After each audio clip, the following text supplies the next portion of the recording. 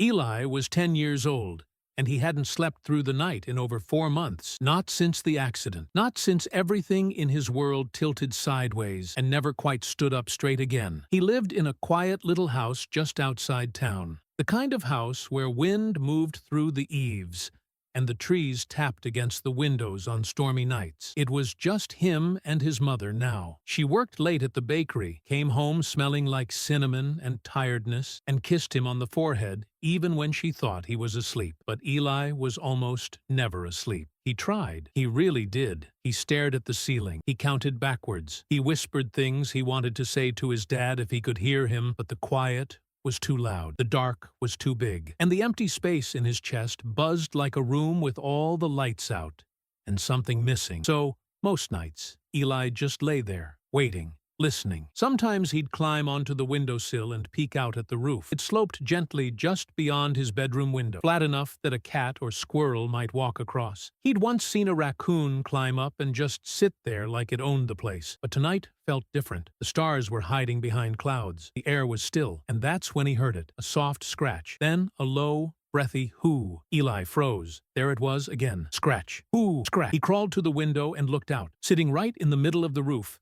barely visible in the shadows, was something with feathers. Big, still, silent. An owl, watching him. The owl didn't fly away. Even when Eli pressed his hands against the cold window and stared, didn't flinch. It just tilted its head, as if curious about this small boy with tired eyes and messy hair. Eli stayed like that for a long time, just staring. Eventually, the owl shifted. One wing fluttered oddly, off balance, like something wasn't right. It didn't seem able to stretch it all the way, but it made no sound, no complaint. Eli's heart thudded. Something about the way the owl sat, still but struggling, felt strangely familiar. He slowly opened the window just a crack. The cold air rushed in, sharp and earthy. The owl didn't move. "Hey," Eli whispered. "Nothing. I won't hurt you." The owl blinked. One slow, knowing blink. And still, it stayed. Eli closed the window gently and sat back on his bed, pulling the covers around him. He didn't sleep.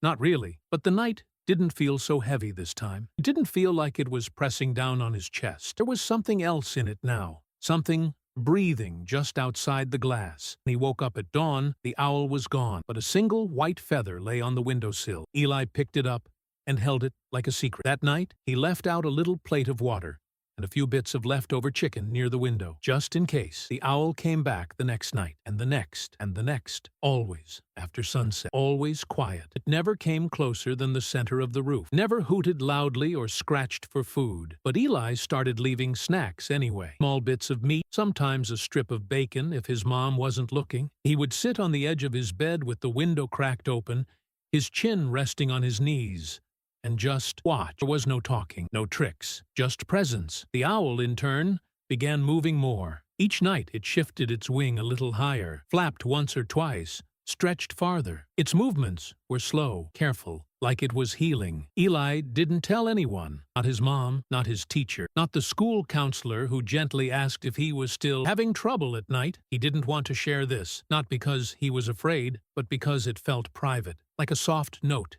in a loud world. And slowly, the weight in his chest began to ease. He still missed his dad. The ache didn't vanish.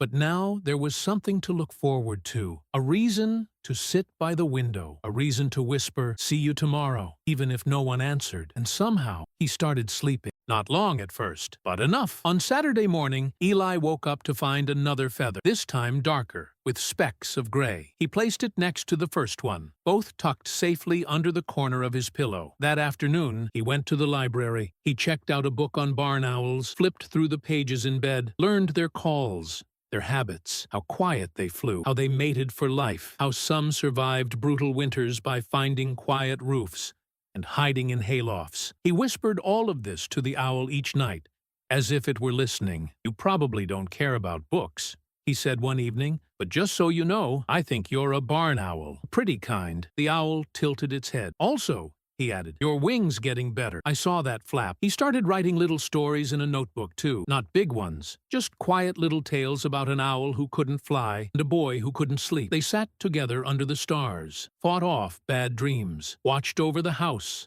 while the world kept turning. Sometimes He wondered if the owl ever got scared too. It was cold the night the owl didn't come, colder than usual, the kind that makes your fingers sting just from touching the window glass. Eli waited, first by the window, then lying on his bed, staring at the ceiling, the way he used to. But the roof stayed empty. No who, no scratch, just silence. He got up, opened the window all the way, and leaned out. "Hey," he whispered into the dark, "are you out there?" But there was nothing, just wind and clouds, and the far-off hum of someone's TV a few houses away. He sat back down. The ache returned, sharp and sudden. What if something happened? What if the wing hadn't healed after all? What if he'd scared it off? He stayed awake that whole night, not because he couldn't sleep, but because he was afraid to. Because the quiet had never felt so loud again, and for the first time in weeks, there were no feathers on the windowsill, only frost. He turned off the bedroom light early, pulled his chair beside the window, left out 2 feathers and a cracker, just in case. The sky was thick with clouds again, no moon, the kind of night where you couldn't even see the tree line. He leaned forward, listened hard. Nothing. His mom peeked in around 9. "You okay, baby?" He nodded without turning. "Yeah, just watching the sky." She came over quietly, kissed the top of his head,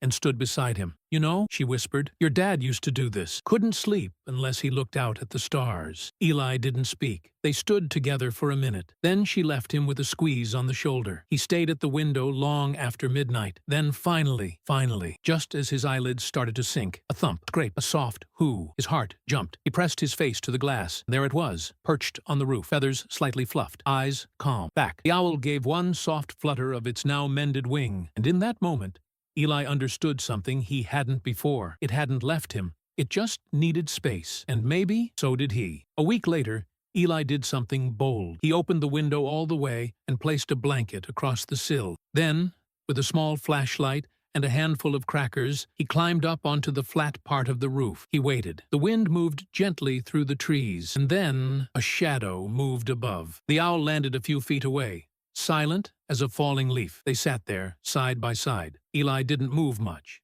He didn't pet it, didn't speak. But the owl turned its head and looked at him, long and slow. And he felt, without words, that this wasn't about taming something wild. It was about sharing space with it. They stayed that way for almost an hour, just watching the sky, listening to nothing. And for the first time in as long as Eli could remember, his chest didn't feel tight. His eyes didn't sting. He felt full.